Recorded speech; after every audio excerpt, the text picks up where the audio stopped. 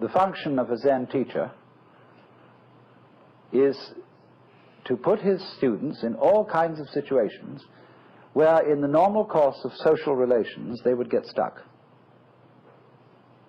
By asking nonsensical questions, by making absurd remarks, by all ways of unhinging things, and above all,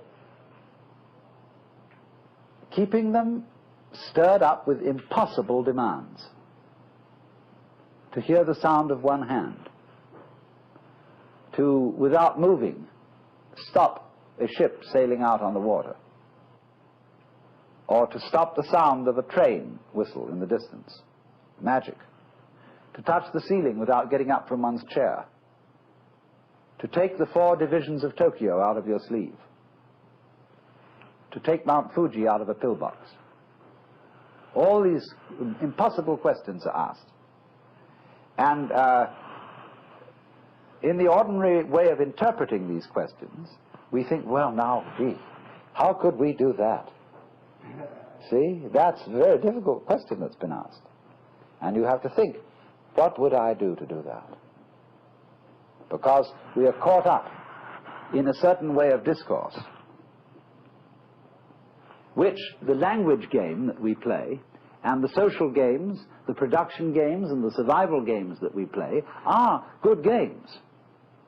But we take them so seriously that we think that that is the only important thing. And this is to unstick us from that notion and realize that it would be just as good a game to drop dead now as to go on living.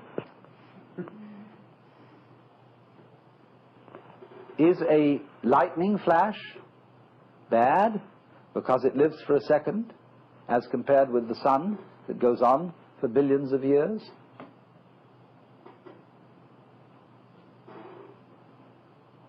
You can't make that sort of comparison, because a world of lightning goes also with a world where there's a sun, and vice versa. So long-lived creatures and short-lived creatures go together. That's the meaning of that saying. Flowering branches grow naturally, some short, some long. So this then is a scene in a Zen community where spontaneous behavior is encouraged within certain limits.